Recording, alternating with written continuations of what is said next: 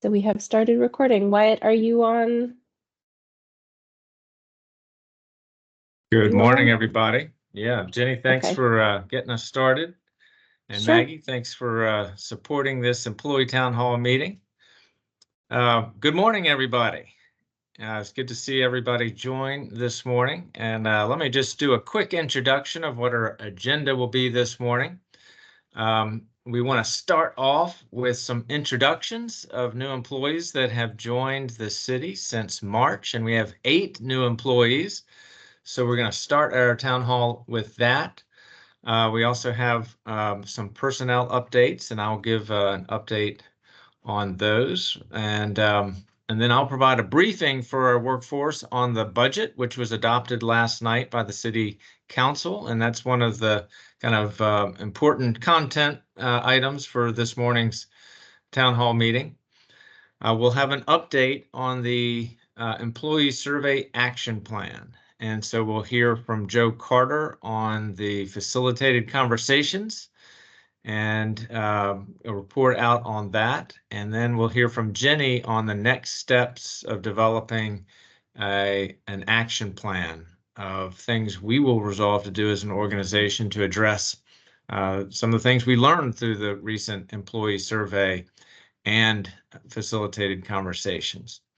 And then we'll close things up with a report from Shari on open season. And we're getting to the end of open season, so she will give a final reminder of what that means for all of us in terms of our benefits. So that's our agenda this morning. And so let's start off with introductions of new employees. And Maggie has put together a nice slideshow that was being shown at the beginning of the meeting. If people were here tuned in early, they got a chance to see that. But let me invite our new employees also, if you'd like to turn on your camera and say hello and introduce yourself. You don't have to do that, but you're welcome to do that. I think everybody would love to see you and welcome you to the City of Falls Church. And it's really exciting times for the city. Let me stop talking for just a moment. And for those who are turning on their cameras, if you want to say hello.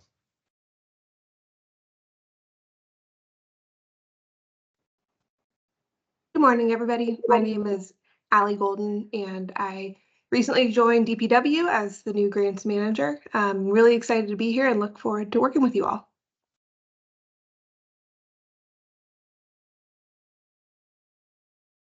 Great, Allie. Thank you. Welcome. Hi, I'm Pauline. I'm a staff Hello, accountant. Pauline. Yes.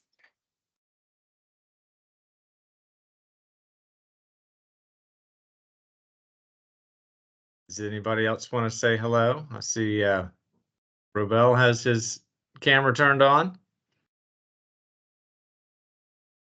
He might be having audio issues. Morning, everybody. My name's Robel, and it's nice to meet you all. It's gonna be really fun working with you guys. Everybody at the City of Falls Church seems pretty ecstatic, so this is gonna be a fun time to work with you guys. Hi, Maria. Good morning. I'm Maria Rojas. I am the executive assistant to the city attorney. And thank you all for being so welcoming and warm on my week 3. So thank you. Welcome, Maria. It's great having you here in our suite. Well, thanks, everybody. Welcome to the City of Falls Church. It is great having you all on board, and look forward to working with you. We've got a lot of great things going on in the city, and you're contributing so much to it.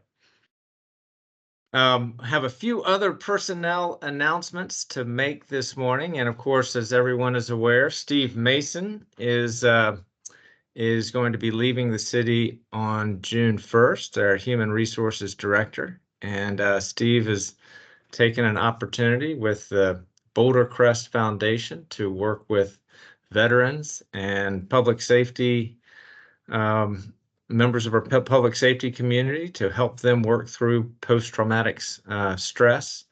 And it's a really important mission, and I know one that Steve is very inspired by. And we're going to wish him all the best in that next chapter.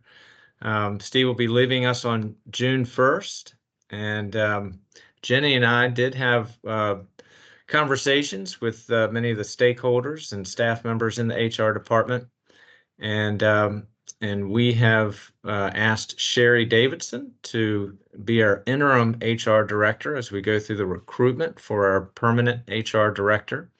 And I'm really pleased that Shari has accepted that assignment, and really just very excited for her leadership and her energy and all the great things that she does for our organization.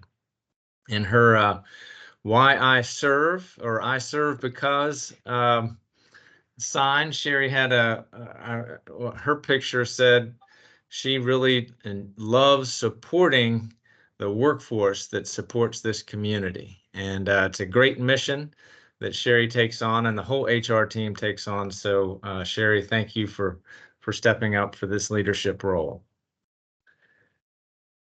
The other personnel, we're going to talk about the budget here in just a moment, but with the adoption of the budget does include funding for the city manager's office reorganization and the deputy city managers.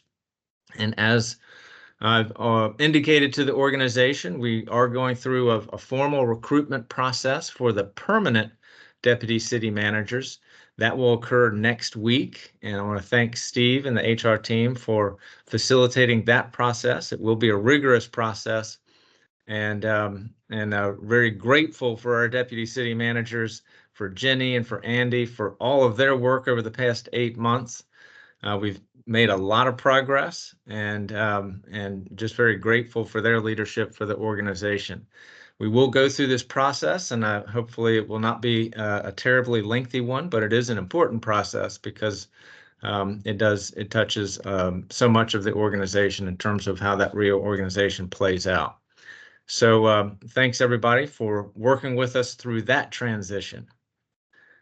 So those are the two personnel updates I wanted to touch base on, and now I'm going to share my screen.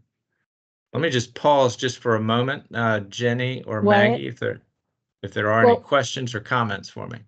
I don't see any so far, but Wyatt, I can share my screen. I have the slides up if you want me to. Well, I've got it up as well, and I Okay. think I did shorten it just a second ago, so Okay. I think I better use mine. Okay.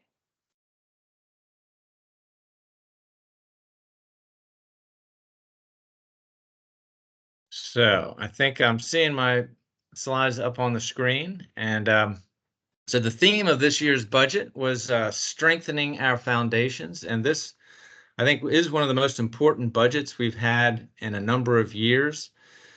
We have a really strong capital improvements program in the budget, and we have about a 7.5% increase in overall spending for schools and for general government. And there's a lot of really important initiatives that are supported in this budget. So we want to talk about some of those. First, and just for everyone's awareness, we had an employee town hall meeting on April 2nd, which is the day after budget presentation to the city council. And I laid out the full budget presentation for everybody here. We've gone through 2 town hall meetings, a whole bunch of work sessions, answered, I think, about 86 city council questions in writing. And through that process, now I'll report out on what the outcomes from that were with the adoption last night. The city council did reduce the tax rate a penny more than what I recommended and what I proposed on April 1st. And so what the council worked through were the reductions associated on both the general government side and the school side. And so that includes a position in the police department, the professional standards manager.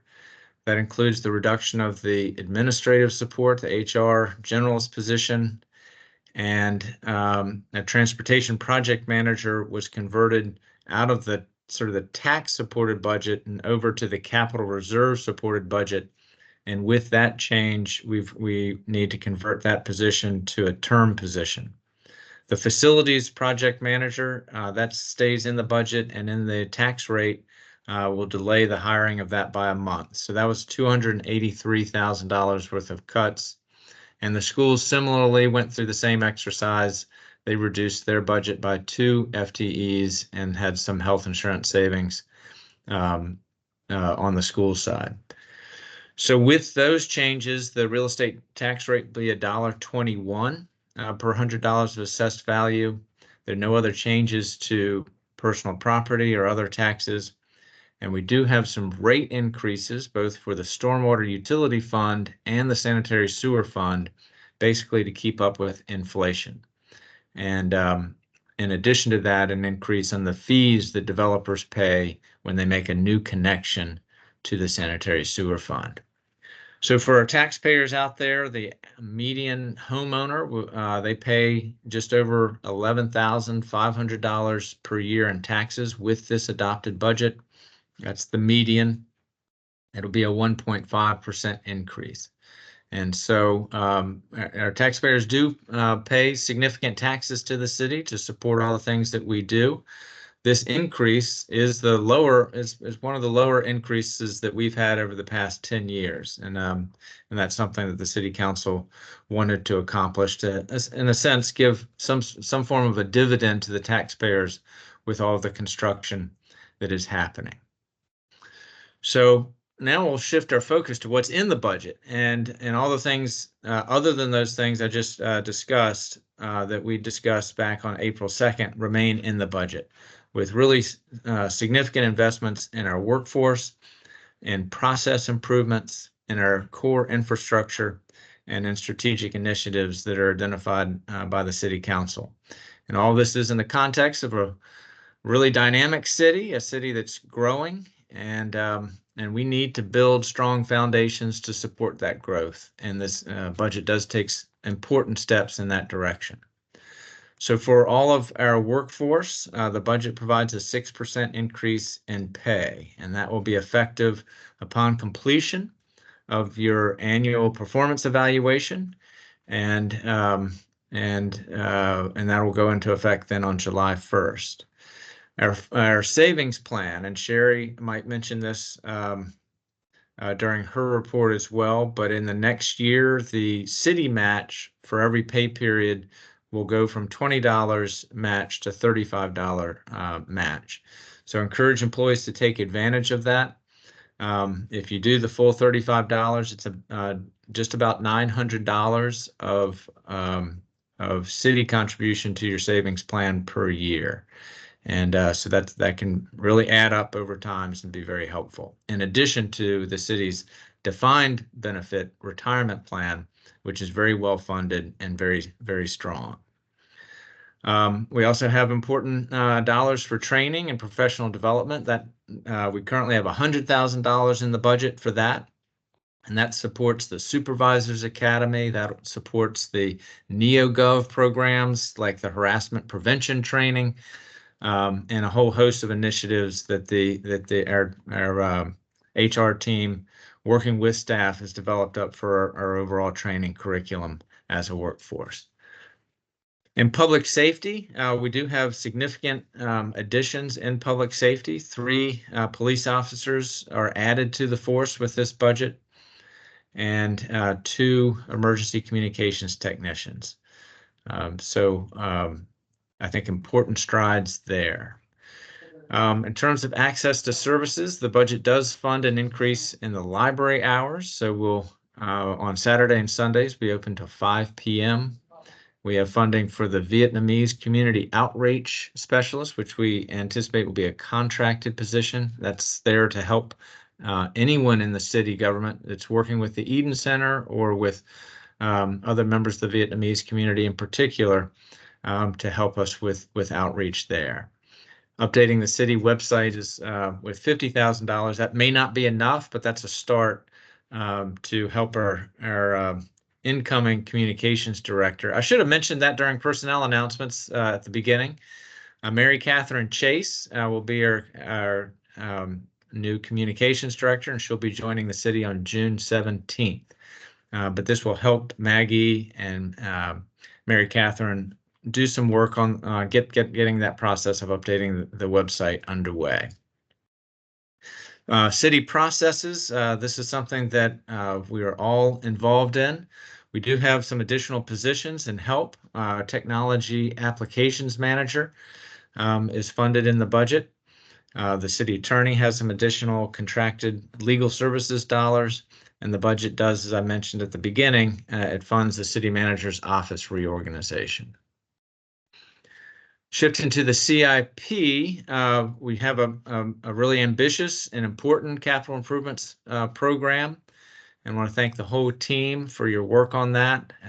Caitlin is our CIP program manager, and she presented the CIP to the council and to the planning commission and kind of worked that through the process. I want to thank her for all of her leadership on this. The CIP does include 3 additional CIP project managers, so an additional one in transportation, an additional position to take care of our facilities, and an additional project manager on the sanitary sewer fund. For those who are interested in the city's fiscal condition, which we all are, we took on a lot of debt to fund the City Hall project, the library project, and the high school project. And so we've gone sort of on a debt diet over the past several years, and we're not planning to issue any new debt in the general fund until FY28. We do have some sanitary sewer fund that we'll issue next year. Also, this is an era where we've been very successful in bringing federal and state money to the city.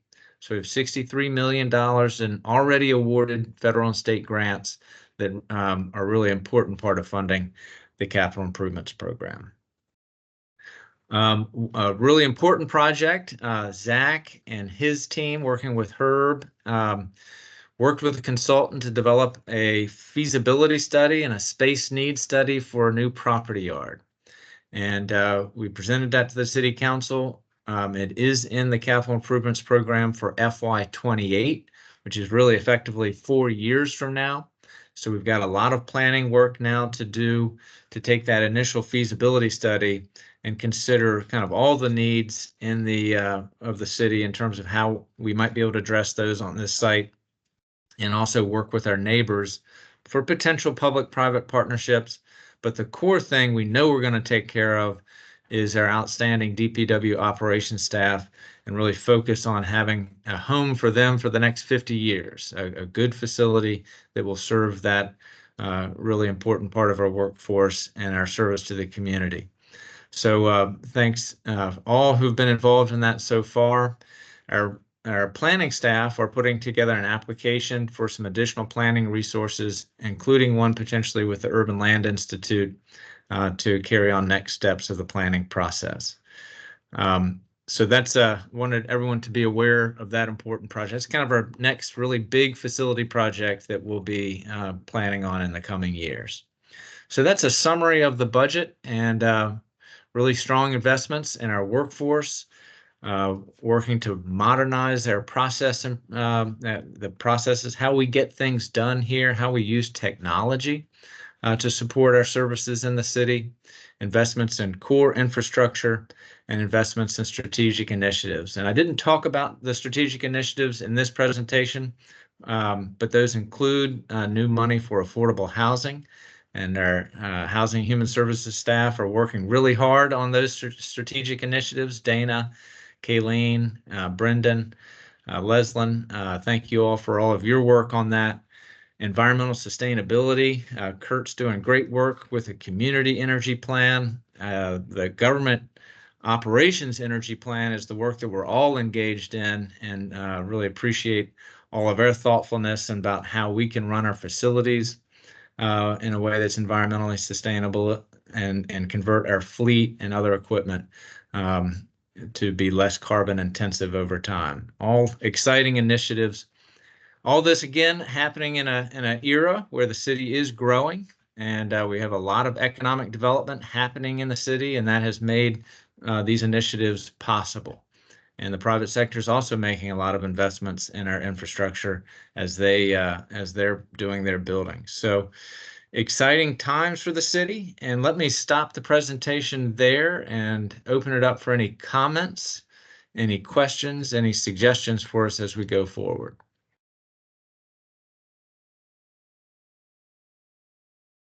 And while we're looking for any questions, Kieran Bawa has been our leader for the budget development, working closely with Melissa Ryman, the dynamic duo, and just always so grateful for Melissa's mastery of all of the details of our budget process. If you ever have any question, Melissa will have the answer immediately. And really all of our department directors, our deputy directors, all of our staff are involved in the budget. It really is a planning process. And one of the things that the council, I think, understood, they struggle with it sometimes, but for them to understand that every dollar in this budget has a program or has a plan associated with it. And so when we went through the exercise of them running to reduce the tax rate, there were no easy answers for them. And the solutions they came up with were not the ones that I recommended. But they made their strategic decision to cut the tax rate an additional penny, which I understand the reasons for doing that. But we did keep them focused that, you can't just wave a wand and make that happen. You have to go through the plan and then identify the things that the adjustments to our plans that we have to make with those reductions. So Wyatt, there is one question. How long do you expect the process to take for the deputy city managers to be approved and on board? Yeah, thank you for that question. So we're going to have interviews next Monday, and so my goal is to wrap that process up next week.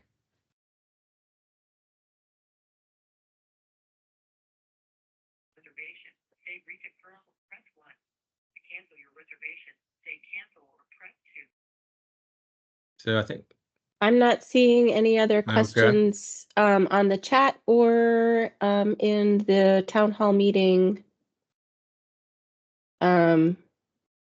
email. Okay.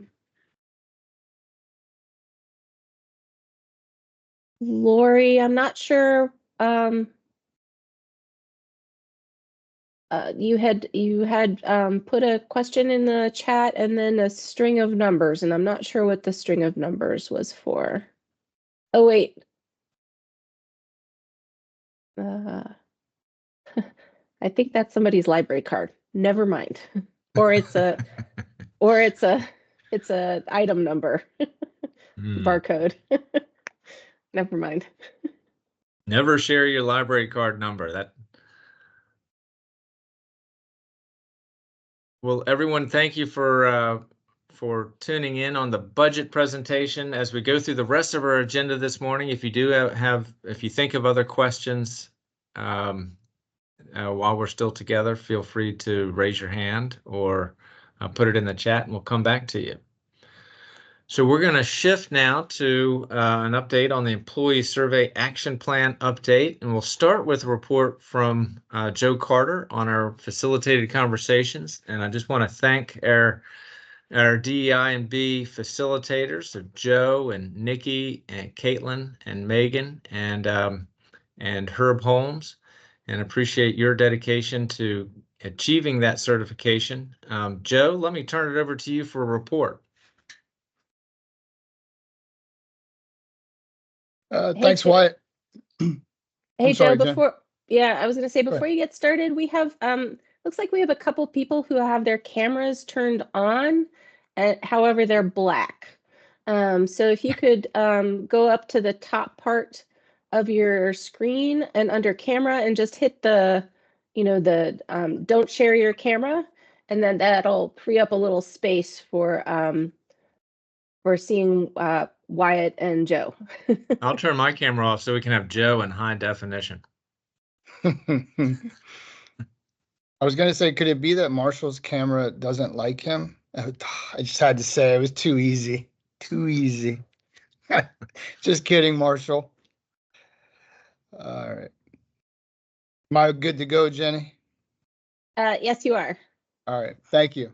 Good morning, everyone. Update on where we are as in facilitation sessions with fair and equal treatment amongst employees. Right now, at this point, as of yesterday, we've completed 7 sessions. We have 3 more sessions to go, which we will complete by the end of this week. Once again, our goal is to discuss unfair and equal treatment with employees to get a collective regard on where the employees feel that the organization is.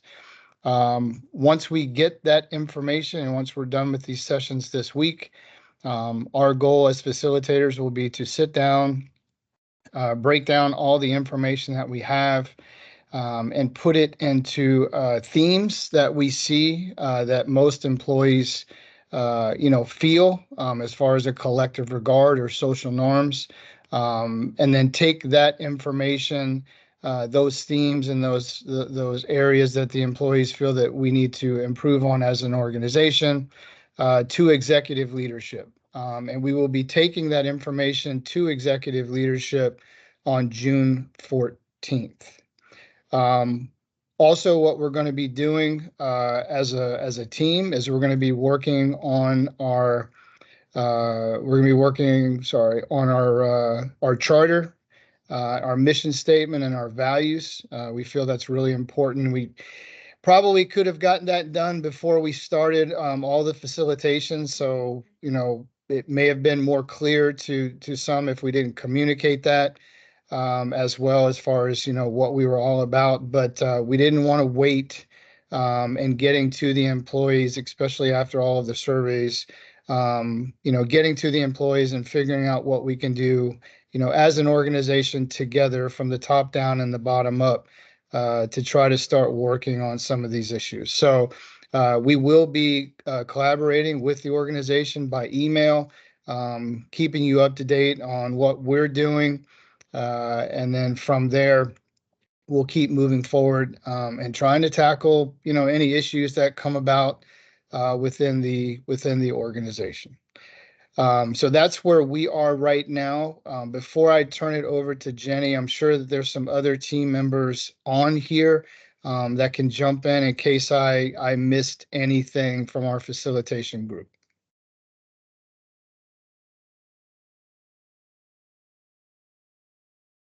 Hi, everyone. No, I think you covered it all, Joe. Thank you for giving us that report. Thanks, Nikki. And Joe, I'm not seeing any questions in the chat, and I'm not seeing any questions in the town hall meeting inbox. Okay, I do want to thank, and we as a team want to thank everybody who's been part of these sessions. We're learning a lot. We're moving forward a lot. And, they've really been helpful as far as getting specific information that we can take to executive leadership in order to work and improve on some of those areas that need to be improved on. So, which makes the organization's culture better for everyone. So we do appreciate people attending this week. We're still the same. We want people to come out and give us input. So that we have, everything that's accurate that we take back to executive leadership on the 14th. So thank you, Jenny. Sure. And Joe, the email that got sent out on the meetings for this week, could you resend that to people again? And once again, those are meetings for deputies and also supervisors and managers. Absolutely. We'll get that out today. Great. And we can also include it in the information that goes out after this meeting to CFC all users as a follow-up. Okay. And I'm still not seeing any questions in either place. So do you want me to go ahead, Joe? Or does any other facilitator have anything they want to add?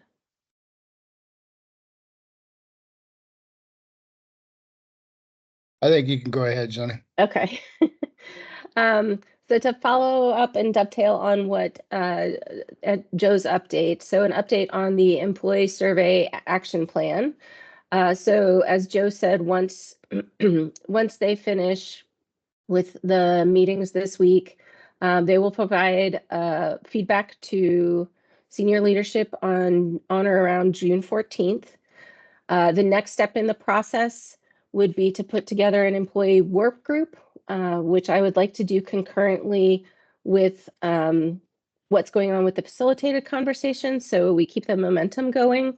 I will be sending out more information about that and how people can participate. So we would set up an employee work group to take a look at action items that either came out in the surveys or came out in the facilitated conversations. We would look at prioritizing them, putting together a plan, and then presenting that to senior leadership as well. So if you're, I'll be putting together a schedule, which will also go in the email. So if you're interested in participating in this employee work group, I anticipate it might be a couple of meetings, maybe around 2 hours per meeting. So don't have any specifics yet. Once again, we'll send out more specific information. But if you are interested in participating in the employee work group, please send me an email at jcarroll@fallschurchva.gov. And then once we determine the action plan, we will get started on those action items. And just another follow-up as well. Caitlin put in the chat that the facilitators also have an email address now. So if anybody has questions or wants to reach them, you can email them at facilitators@fallschurchva.gov as well. And I didn't have this on the schedule, but one more update from the Social Equity Action Team. We had our meeting April 25th, I believe, and discussed, that was an open meeting for employees, and the EAC team also joined us. We took a look at the draft of the recommendations, received quite a bit of feedback. So SEAT will be meeting this week to finalize those recommendations and then send to Wyatt. So if you have any questions about the employee action plan or the social equity action team, please put it in the chat, or you can also email me, or you can email Town Hall Meeting, and I'll also put my email in the chat as well. Thank you, Jenny. There we go. And Jenny, for people who would like to volunteer for the employee working group, do they email you directly? Yes. Yeah, you can just email me directly and say that's what you're interested in.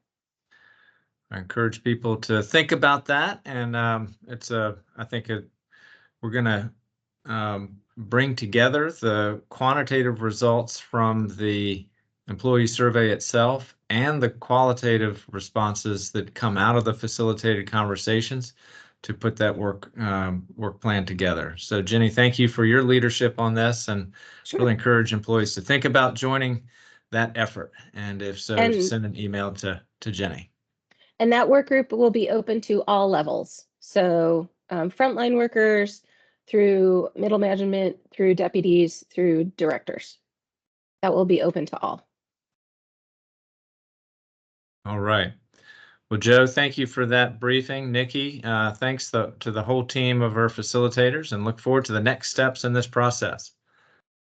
So our last item on the agenda this morning is with Shari, and she's going to tell us about open season, which is coming to a close. Excellent. Yes. Can you see my slides, everyone? My one slide, just real quick. Excellent. Good morning, everybody. So as Wyatt said, open enrollment is ending for the TLC health forms tomorrow, May 15th. And so hopefully everyone has found Employee Corner. It has a lot of great information in there, in addition to all the open enrollment, the guides, the summaries, the forms, even retirement plan, SPDs, and so on. But it also has a lot of other information, the ARs, the compensation plan, employee self-service links, all of that. So if you haven't found Employee Corner yet, please take a look. So please get your changes only forms to me by tomorrow. That's for the local choice health plans, which include medical, dental, and vision. If you want to change your voluntary benefits, including flexible spending account, the link is here, the Pierce Insurance, the book, the 60+ page book of all the benefits. There's a link there, and then how to enroll. You can either do it yourself or call over to Pierce and they will help you. And chances are they will let us do that through Friday. So all of the health, I have to have those in by tomorrow to satisfy TLC, but Pierce is a little more flexible, and so they're going to let us do that through Friday. So the other things that you should know, as Wyatt mentioned, the retirement savings plans going up to $35 per paycheck after July 1. So if you're already contributing $35 to the $457 pre-tax, it will change for you automatically. Well, finance will fix it, will do it for you. And so it will look like it's automatic to you. But if you aren't at $35 or if you're not participating at all, here's a great chance to get in. If you're already in the plan, you can use self-service. So just go right into self-service, change it to, $35 or more. And, don't leave that more than $900, $910 on the table. If you aren't participating now, you do need to fill out a form. So that's also out on that website. Lastly, if you wanted to make changes to your Securian life insurance that's been coming out of your paycheck, you can do that now up to $10,000 with no evidence. And then if you want more, then you have to answer those medical questions with Securian.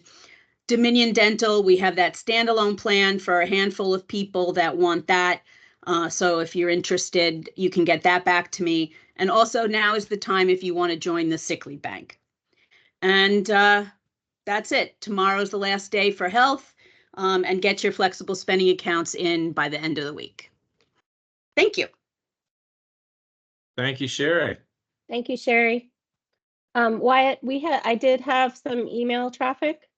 So just as a reminder of who is on executive leadership, that would be Wyatt, the 2 deputy city managers, and the HR director is usually who we are including in executive leadership. And then the other item was, and Wyatt, you can correct me if I'm wrong about that one. And then the other item was about the retirement board appointments. I thought Wyatt had mentioned them, but so Herb Holmes has been appointed as of I believe May 1st or June 1st, I'm not sure. And then Nate Dupree has been reappointed as the city manager appointee. So congratulations to both of them. Hi, it's me again. It was as of May 1st. For May 1st. Okay. For Herb, and he's already attended his first meeting and received about 6 inches of reading material to prepare. So that was great. I did get a question about flexible spending accounts, and yes, if you don't want to do anything with your health plans, that rolls over. But by law, we have to let everybody re-enroll in flexible spending accounts every year. This year, there's $3,200 maximum, and at the end of the year, $640 will roll over. By law, we have to let everybody have another chance because of the use it or lose it rules. So you do need to go into Pierce, either phone call or self-service, and make that election. So, and if you haven't used all the dollars, by June 30th, please make sure that you have in Carroll's, expenses to make sure that you don't lose it, which is $610 right now. So if you do have more money than that, go to fsastore.com or other places and make sure you don't lose any of that money. So that's flexible spending account. You do have to make an active election every year for FSAs. Thank Thank you. you, Shari. So Wyatt, was there any correction to the executive leadership or any addition to the retirement board information? Well, big congratulations to Herb and to Nate, and really appreciate their service on the retirement board. That is really rigorous work to understand all the investments of that $120 million plus fund that contains all of our post-retirement health retirement benefits. So really important job. Thanks to them for stepping up for that. So I don't see the email on the question for the executive question. The executive department itself as a whole includes OCOM, it includes Office of Emergency Management, it includes Human Resources, and it includes Community and Legislative Relations. So that's the executive department. Kind of the executives of the city would be the city manager and the 2 deputy city managers. I'm not quite sure what the context of the question was, but It was a little bit more information. Yeah, it was identify who is on executive leadership when I say executive I see. leadership. Yeah. Okay.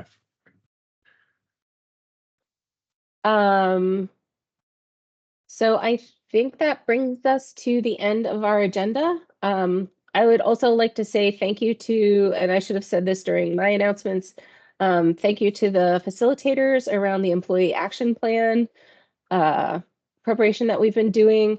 Also, thank you to everybody who participated with the Social Equity Action Team meeting on April 25th regarding the draft recommendations for internal communications. Really appreciate all of the discussion and the feedback that we have had actually with both of those meetings, both of those groups. And I have my first participant for the employee work group. Yay. So thank you.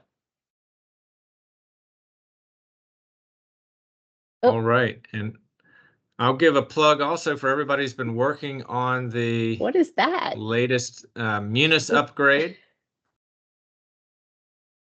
And we did do, I think so far, I believe it's a successful conversion to the next version of Tyler technology. So appreciate everybody's work on that. And we're now preparing for the next conversion to moving towards the cloud. Date on that not yet determined, but that'll be our next step in terms of the evolution of using Munis more effectively in our organization. So Jenny, thanks for your help in that work. Everybody, thank you for tuning in. I saw that we had over 99 people participating in this. Hopefully this was useful information. I think we're all probably a little bit relieved that the budget process is over, and look forward to executing that budget over the coming fiscal year. Everybody have a great day, and if you do have any suggestions or comments on any of the content for today, send them to City Manager, and between Andy, Jenny, and I will look at those and get back with you. Everybody, thanks. Have a great day.